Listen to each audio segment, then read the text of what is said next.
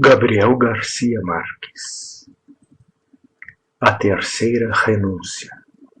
Houve aquele barulho novamente, aquele ruído frio, agudo, vertical, que ele já conhecia tanto, mas que agora lhe parecia agudo e doloroso, como se de um dia para o outro ele tivesse se desacostumado. Ele girava dentro do seu crânio vazio, opaco e dolorido. Um favo de mel erguera-se nas quatro paredes do seu crânio. Cresceu cada vez mais em espirais sucessivas e atingiu-o por dentro, fazendo vibrar a haste de suas vértebras com uma vibração desenfreada, desafinada, com o ritmo seguro do seu corpo. Algo deu errado em sua estrutura material como homem firme. Algo que havia funcionado normalmente nas outras vezes, que agora martelava sua cabeça por dentro com um golpe forte, dado por alguns ossos de mão esqueléticos e descarnados, e o fazia lembrar de todas as sensações amargas da vida. Teve o impulso animal de cerrar os punhos e pressionar a têmpora, rompendo artérias azuis e roxas com a pressão firme de sua dor desesperada.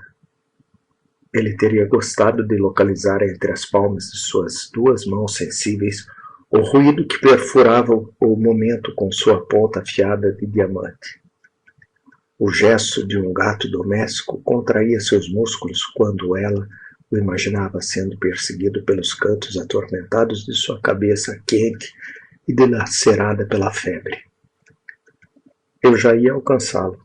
Não, o barulho tinha pele escorregadia, quase intangível, mas ele estava disposto a alcançá-lo com sua estratégia bem aprendida e apertá-lo longa e duramente com toda a força de seu desespero. Ele não permitiria que aquilo penetrasse novamente em seu ouvido, que saía pela boca por cada um dos seus poros ou pelos olhos que saltavam ao passar e ficavam cegos observando a fuga do ruído das profundezas da sua escuridão rasgada. Ele não permitiria mais que ela esmagasse seus cristais terrestres, suas estrelas de gelo, contra as paredes internas do seu crânio. Esse era o barulho, interminável, como a batida da cabeça de uma criança contra uma parede de concreto. Como todos os golpes duros desferidos contra as coisas firmes da natureza. Mas não iria mais atormentá-lo se eu pudesse cercá-lo, isolá-lo. Vá recortando a figura variável contra sua própria sombra e pegue, apertá-lo contra, definitivamente, jogá-lo com todas as forças contra a calçada e pisoteá-lo ferozmente, até que ele não consiga mais se mover de verdade, até que ele possa dizer, ofegante, que havia matado o barulho que o atormentava, que o enlouquecia, e que agora ele estava deitado no chão como qualquer coisa comum transformada em um morto integral. Mas era impossível para ele pressionar as têmporas. Seus braços haviam encolhido e agora eram braços de um anão, braços pequenos, rechonchudos e gordurosos. Ele tentou balançar a cabeça, ele a sacudiu. O ruído então apareceu com maior força dentro do crânio, que havia endurecido, aumentado e sentido atraído com mais força pela gravidade. Esse barulho era pesado e forte, tão pesado e duro, que se eu o tivesse alcançado e destruído, teria a impressão de estar arrancando as folhas de uma flor de chumbo. Ele já havia sentido aquele barulho das outras vezes, com a mesma insistência. Ele sentiu isso, por exemplo, no dia em que morreu pela primeira vez. Quando, ao ver um cadáver, ele percebeu que era o seu próprio cadáver. Ele olhou para aquilo e sentiu-se. Parecia intangível, inespacial, inexistente. Ele era realmente um cadáver e já sentia em seu corpo jovem e doentio a passagem da morte. A atmosfera havia endurecido em toda a casa, como se ela tivesse sido preenchida com cimento. E no meio daquele bloco, onde ele havia deixado os objetos, como quando era uma atmosfera de ar, ele estava cuidadosamente colocado dentro do caixão, de um cimento duro, mas transparente. Naquela época, aquele barulho também estava na cabeça dele. A que distância, a que frio sentiam as solas dos seus pés, ali, na outra ponta do caixão, onde tinham colocado uma almofada, porque a caixa ainda seria muito grande e tiveram que ajustá-la, adaptar o cadáver para o seu novo e último vestido. Eles o cobriram de branco e enrolaram um lenço em seu queixo.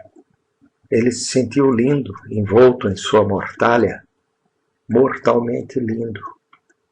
Ele estava em seu caixão, pronto para ser enterrado, mas sabia que não estava morto. Se ele estivesse tentado se levantar, o teria feito com total facilidade, pelo menos espiritualmente, mas não valeu a pena. Era melhor deixar-se morrer ali, morrendo de morte, que era sua doença. O médico já havia dito há muito tempo à mãe, secamente: senhora, seu filho está com uma doença grave. Morreu. No entanto, continuou ele, faremos todo o possível para preservar a sua vida para além da sua morte. Garantiremos que suas funções orgânicas continuem através de um sistema complexo de autonutrição. Apenas as funções motoras, os movimentos espontâneos, irão variar. Saberemos da vida dele pelo crescimento que também continuará normalmente. É simplesmente uma morte em vida, uma morte real e verdadeira. Ele se lembrou das palavras, mas ficou confuso. Talvez ele nunca os tenha ouvido e tenha sido criação de seu cérebro, quando a temperatura subiu durante os ataques de febre tifoide. Quando ele estava imerso em delírio, quando lia a história dos faraós embalsamados, à medida que a febre aumentava, ele se sentia protagonista dela. Começara uma espécie de vazio em sua vida. Desde então ele não conseguia distinguir, lembrar quais acontecimentos faziam parte de seu delírio e quais faziam parte da sua vida real. Portanto, ele agora estava hesitante. Talvez o médico nunca tenha falado sobre aquela estranha morte em vida. É ilógico, paradoxal, simplesmente contraditório. Isso o fez suspeitar agora que, de fato, ele estava realmente morto, o que ele fazia há 18 anos. Desde então, na altura da sua morte, tinha 7 anos, a mãe mandou fazer um caixão pequeno, de madeira, verde, um caixão para uma criança. Mas o médico mandou fazer uma caixa maior, uma caixa para um adulto normal, já que aquele pequeno poderia retardar o crescimento e se tornaria um morto deformado ou um vivo anormal. Ou parar o crescimento impediria a realização de melhorias. Diante desse aviso, sua mãe mandou construir um grande caixão para um cadáver adulto. Colocou 3 almofadas aos seus pés para ajustá-lo. Logo começou a crescer dentro da caixa, de modo que a cada ano ele conseguiam tirar um pouco de lã do travesseiro extremo para dar espaço para crescer. Metade de sua vida passou assim, 18 anos. Ele tinha agora 25 anos e havia alcançado sua altura final de normal. O carpinteiro e o médico erraram no cálculo e aumentaram o caixão meio metro. Eles presumiram que ele teria a altura do seu pai, que era um gigante semi-bárbaro, mas não foi assim. A única coisa que herdou dele foi a barba cheia, uma espessa barba azul, que sua mãe costumava aparar para vê-lo decentemente dentro do caixão. Aquela barba o incomodava terrivelmente nos dias quentes. Mas havia algo que o preocupava mais do que aquele barulho. Eles eram os ratos. Precisamente quando criança, não havia nada no mundo que o preocupasse mais, que lhe causasse mais terror do que os ratos. E foram justamente aqueles animais nojentos que sentiram o cheiro das velas acesas a seus pés. Eles já haviam roído suas roupas, ele já sabia que, muito em breve, começariam a roê-lo, comendo o seu corpo. Um dia ele conseguiu avistá-los. Eram 5 ratos lúcidos, escorregadios, que subiam na caixa pela perna da mesa e a devoravam. Quando sua mãe percebesse isso, não restaria nada dele além dos escombros dos ossos duros e frios. O que mais lhe causou horror não foi exatamente o fato de os ratos o terem comido. Afinal, ele poderia continuar vivendo com seu esqueleto. O que o atormentava era o terror inato que sentia por aqueles animaizinhos. Sua pele se arrepiava só de pensar naqueles seres peludos que percorriam todo o seu corpo, que penetravam nas dobras da sua pele e roçavam seus lábios com suas patas geladas. Um deles subiu até as pálpebras e tentou roer a córnea. Ela o viu grande, monstruoso, em sua luta, desesperada para perfurar sua retina. Acreditou então numa nova morte e rendeu-se, por completo, à iminência da vertigem. Ele lembrou que havia atingido a idade adulta. Ele tinha 25 anos e isso significava que não cresceria mais. Suas feições se tornariam firmes e sérias, mas quando estivesse saudável não seria capaz de falar sobre sua infância. Eu não tinha isso. Ele teve um tempo morto. Sua mãe foi meticulosamente cuidada durante a transição da infância para a puberdade. Preocupava-se com a perfeita higiene do caixão e do quarto em geral. Ela trocava as flores dos vasos com frequência e abria as janelas todos os dias para deixar entrar ar fresco. Com que satisfação olhou para a fita métrica naquele momento em que, depois de medi-la, constatou que ela havia crescido vários centímetros. Ela teve a satisfação maternal de vê-lo vivo. Ele também teve o cuidado de evitar a presença de estranhos na casa. Afinal, a existência de uma pessoa morta durante muitos anos numa sala familiar era desagradável e misteriosa. Ela era uma mulher altruísta, mas logo seu otimismo começou a diminuir. Nos últimos anos, ele a viu olhar tristemente para a fita métrica. Seu filho não estava mais crescendo. Nos últimos meses, o crescimento não avançou. Sua mãe sabia que agora seria difícil encontrar uma maneira de perceber a presença de vida em seu querido falecido. Ele tinha medo de que uma manhã acordasse realmente morto e talvez por isso, naquele dia, ele percebeu que se aproximava discretamente de sua caixa, cheirava seu corpo. Ele havia caído em uma crise de pessimismo. Ultimamente ele havia negligenciado a atenção e nem tinha mais o cuidado de carregar a fita métrica. Eu sabia que não iria crescer mais. E ele sabia que agora estava realmente morto. Ele sabia disso pela tranquilidade pacífica com que seu corpo se soltava. Tudo mudou de repente. As batidas imperceptíveis, só ele conseguia perceber, haviam desaparecido de seu pulso. Sentia-se pesado, atraído por uma força exigente e poderosa em direção à substância primitiva da Terra. A força da gravidade parecia atraí-lo agora com um poder irrevogável. Ele era pesado como um cadáver positivo, inegável. Mas eu estava mais descansado assim. Ele nem precisou respirar para experimentar sua morte. Imaginativamente, sem se tocarem, ele passou por cada um de seus membros, um por um. Ali, sobre um travesseiro duro, sua cabeça estava ligeiramente virada para a esquerda. Ele imaginou sua boca entreaberta por causa da ponta fina de frio que encheu sua garganta de granizo. Estava quebrado como uma árvore de 25 anos. Talvez ele tenha tentado manter a boca fechada. O lenço que lhe amarrara no queixo estava solto.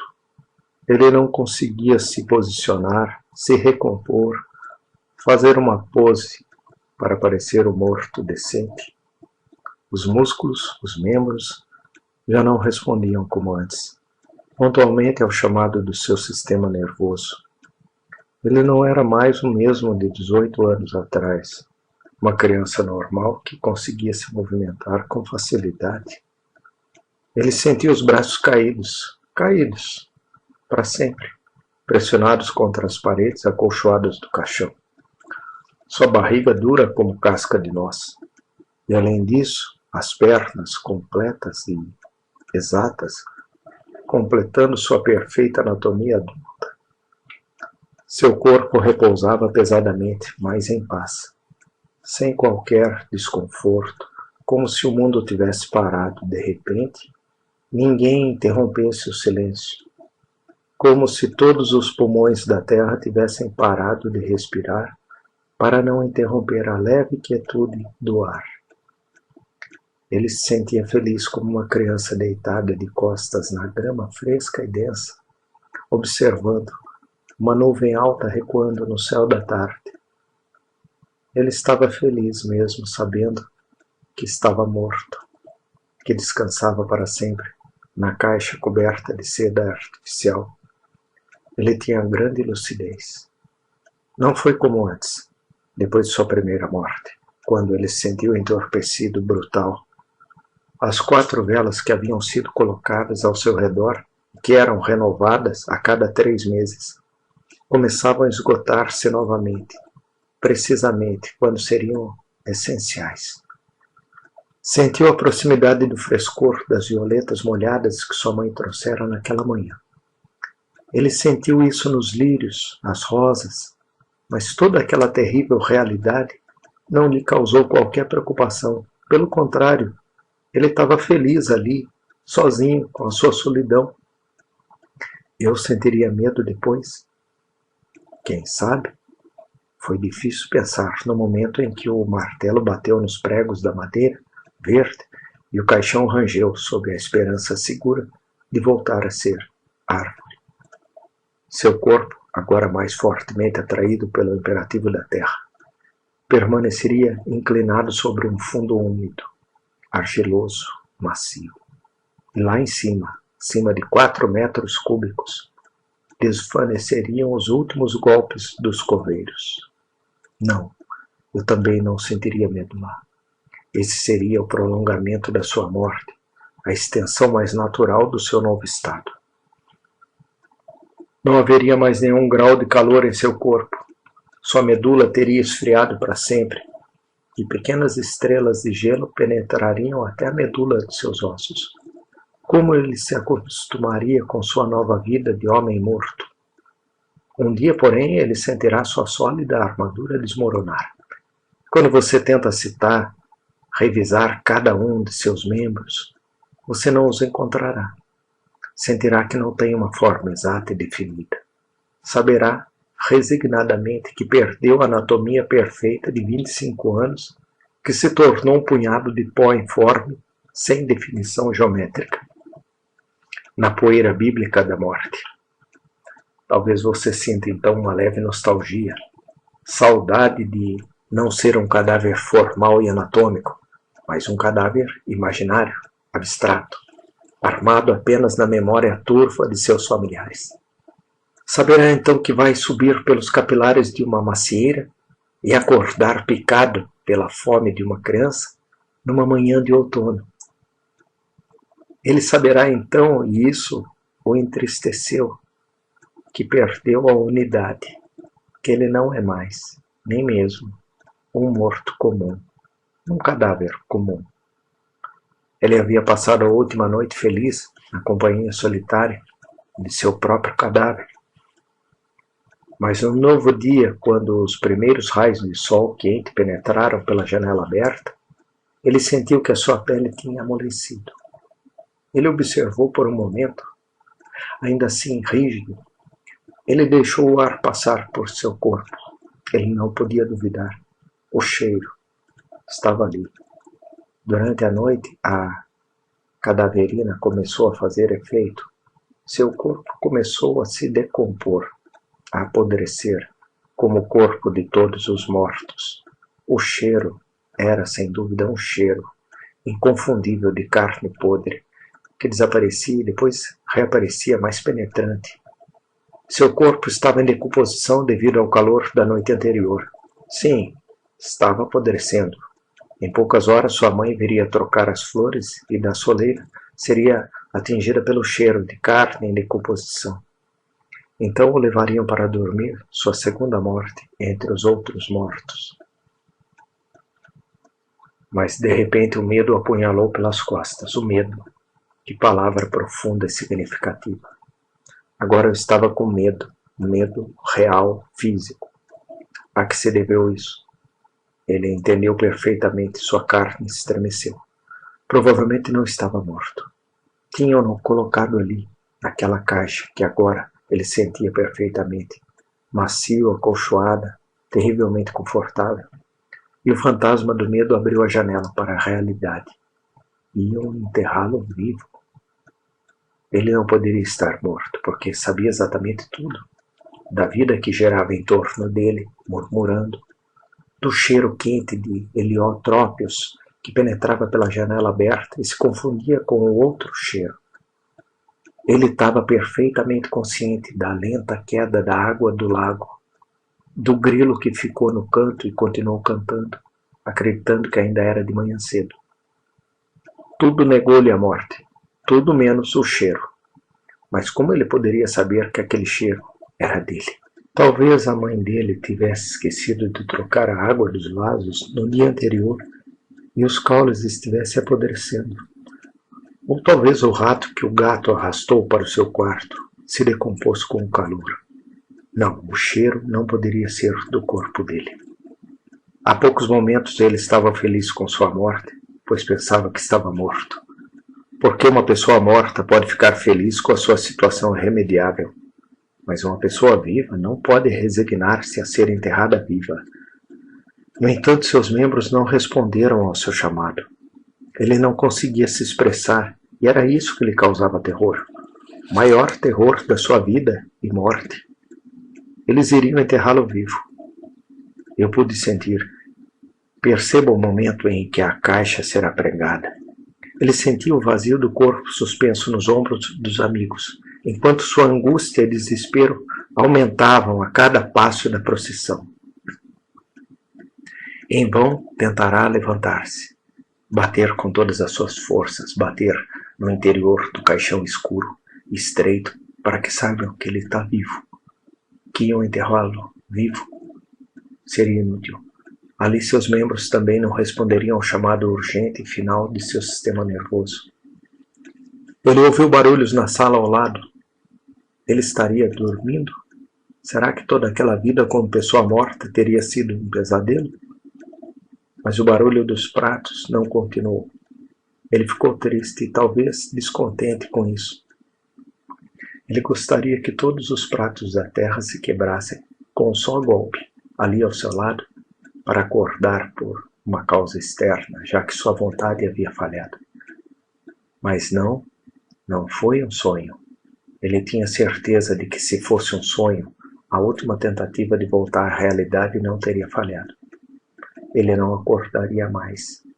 Sentiu a maciez do caixão e o cheiro agora voltava com maior força, tão fortemente que ele já duvidava que fosse o seu próprio cheiro.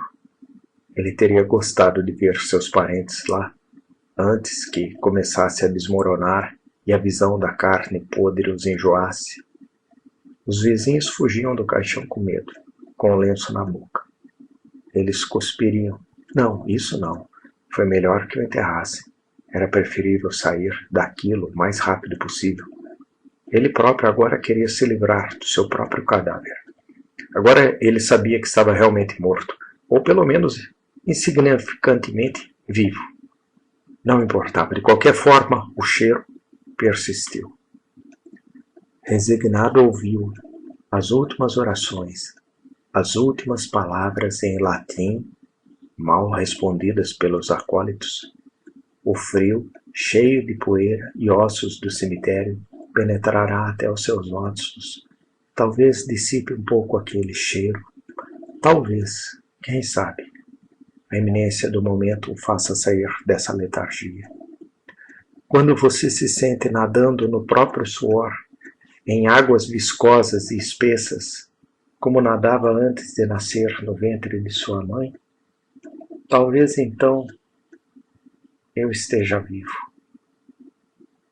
Mas eu já estarei tão resignado com a morte que poderei morrer de resignação.